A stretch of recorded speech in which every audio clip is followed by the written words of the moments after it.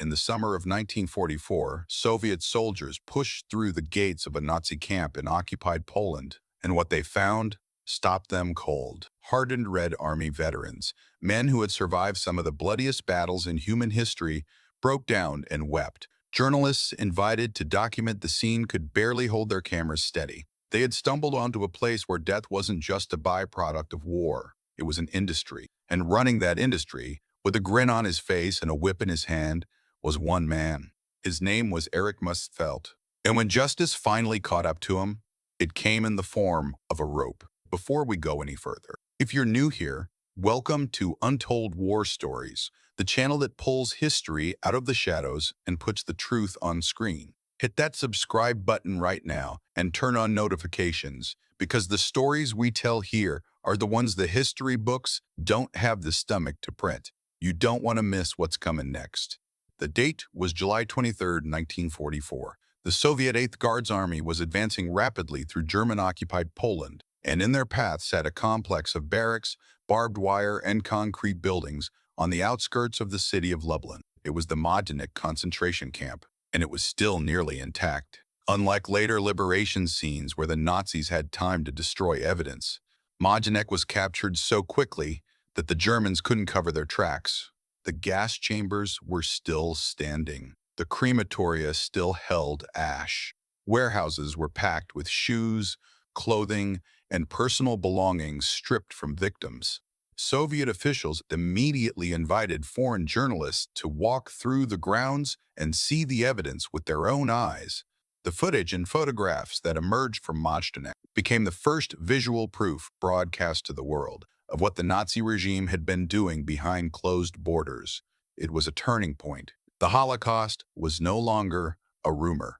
It was documented, it was real. And the men responsible for it were still out there. 7 months later, on January 27, 1945, Soviet forces liberated the largest extermination center in Nazi history, Auschwitz in German-occupied Poland. Historians estimate that at least 1/3 town sets, 1,200 million people were deported to Auschwitz between 1940 and 1945. Of those, a minimum of 1 million were murdered. The scale of it is almost impossible to process.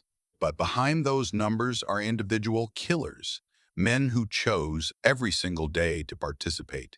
Erich Muhsfeldt was one of them. Erich Muhsfeldt was born on February 18, 1913, in Neuburg, at the time part of the German Empire. There was nothing extraordinary about his early life. He finished 8 years of elementary school in 1927, and 3 years later, qualified as a baker. He married, had a son, and by all appearances was living an entirely unremarkable life. Then Adolf Hitler became Chancellor of Germany on January 30, 1933, and Muhsfeldt made his choice.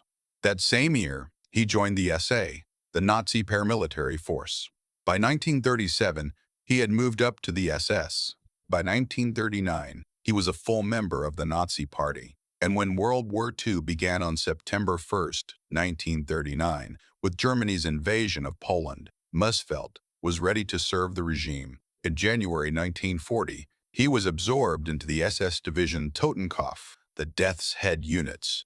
The name alone tells you everything. These units, established in 1934 by Theodor Keck, the first commandant of Dachau, wore a skull and crossbones insignia on their collar. They were trained with a specific philosophy. The prisoners in their care were not human beings. They were enemies of the state. They were to be destroyed. The Death's Head units were the administrative backbone of the entire Nazi concentration camp system. They ran the gas chambers, the crematoria, the killing operations. They were the machinery of the Holocaust, and Muhsfeldt was about to become one of its most ruthless operators. In August 1940, Muhsfeldt was assigned to Auschwitz, where he served as head of prisoner commandos and block leader. But it was his transfer in November 1941 to Majdanek concentration camp that revealed the full measure of the monster he had become. At Majdanek, Muhsfeldt was placed in charge of the crematorium, the facility where the bodies of murdered prisoners were burned. During the winter of 1941 to 1942, camp authorities began using Zyklon B, the same pesticide-derived gas the Nazis deployed across their extermination network, to kill prisoners deemed too weak to work. 2 shower rooms had been converted into gas chambers. People walked in believing they would be cleaned. They never walked out. Mass murder using poison gas at Majdanek began in October 1942 and continued through the end of 1943. Tens of thousands of Jewish men, women, and children were killed there. Some were gassed immediately upon arrival. Others were worked until their bodies gave out, then killed. Many more died from disease, starvation, exposure, and the deliberately brutal living conditions engineered by the SS. Muhsfeldt didn't just oversee the crematoria, he participated actively and with apparent enthusiasm. Witnesses described him walking through the camp drunk, swinging a thick wooden truncheon, beating prisoners unconscious for no reason at all. One survivor recalled watching Muhsfeldt strike a prisoner simply because the man had smiled at a passing worker. Muhsfeldt knocked him to the ground, then kicked him repeatedly until 3 teeth were gone. On another occasion, Muhsfeldt beat a prisoner with his bare hands until the man collapsed. Then he picked up a shovel handle, forced it into the prisoner's throat, and walked away, leaving the man to die slowly, choking in agony. He would walk through the camp and stop prisoners at random. His greeting was always the same. "I'm going to get you soon, and I'm warning you, I'm going to burn you alive." One of the most haunting testimonies from Majdanek involves a young Polish woman in her late 20s who discovered she was scheduled to be gassed. She fought, she screamed, she scratched Muhsfeldt's face and demanded to know why she had to die. His answer was cold: "You will be burnt alive." He had her hands and feet bound, strapped her to the trolley used to load corpses into the crematorium, and pushed her living body into the flames. Jerzy Lang, a Holocaust survivor, testified after the war that he had personally witnessed Muhsfeldt walking toward the crematorium carrying 2 Jewish children in each hand. Moments later, Lang heard gunshots from inside to drown out the sounds of children screaming during such executions. A truck parked beside the crematorium was started, its engine noise used as cover. In late October 1943, Jewish laborers at Majdanek and surrounding camps were ordered to dig long trenches. The official reason given was air defense preparation. The prisoners knew better. On November 3rd and 4th, 1943, German SS and police units executed approximately 43,000 Jewish men, women, and children across the Majdanek, Poniatowa, and Trawniki camps in what the Nazis codenamed Aktionenfest, Operation Harvest Festival. It remains the single largest massacre of Jews carried out by German forces during the entire Holocaust. At Majdanek, the prisoners were ordered to strip naked, march into the trenches they had dug, and lie face down. They were shot from above. To cover the sound of gunfire and screaming, the SS played loud music over loudspeakers. Muhsfeldt was directly involved in carrying out this operation. This wasn't following orders reluctantly. Survivor testimony and post-war tribunal evidence made clear that Muhsfeldt embraced this work. He celebrated days with high body counts.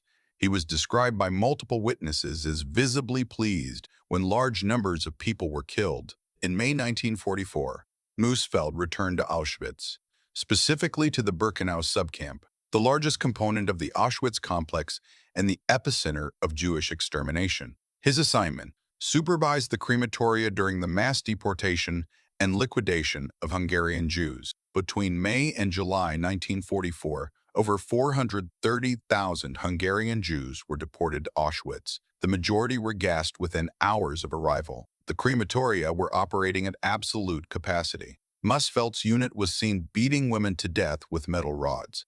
His personal signature was a whip, which he used on prisoners' backs, with what witnesses described as a look of satisfaction. Dr. Miklos Nicely, a Hungarian Jewish physician and prisoner forced to work as a pathologist at Auschwitz, left behind one of the most detailed first-hand accounts of Muhsfeldt's behavior. He described the day Muhsfeldt walked into the medical block after personally shooting 80 prisoners in the back of the head and asked for a checkup because he had high blood pressure. When Nicely suggested that perhaps the stress of what he had just done was a factor, Muhsfeldt became furious.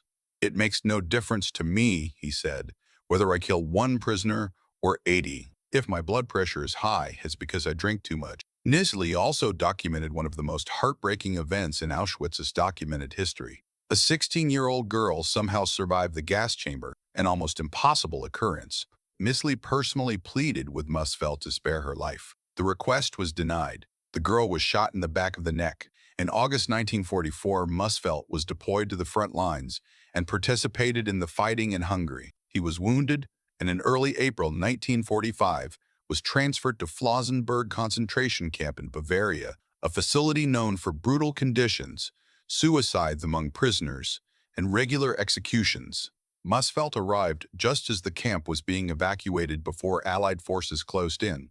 During the death march that followed the evacuation, Muhsfeldt was witnessed shooting prisoners who were too sick or too exhausted to keep walking. For all of this, the gas chambers, the crematoria, the beatings, the children, the trenches, the death marches. Erich Muhsfeldt was awarded the War Merit Cross Second Class. After Germany's defeat in May 1945, the Allies began the systematic process of capturing and prosecuting Nazi war criminals. Muhsfeldt was captured and in January 1947 was sentenced by a U.S. military court to life imprisonment. But that wasn't the end. He was extradited to Poland, where on November 24, 1947, the Auschwitz trial began in Krakow. The tribunal lasted 1 month. The evidence was overwhelming. Survivor testimony, documentation, physical evidence from the camps themselves. During his time overseeing the crematoria, Muhsfeldt had once told a Polish political prisoner, "If you Poles weren't such fools, we wouldn't have to burn you in crematoria."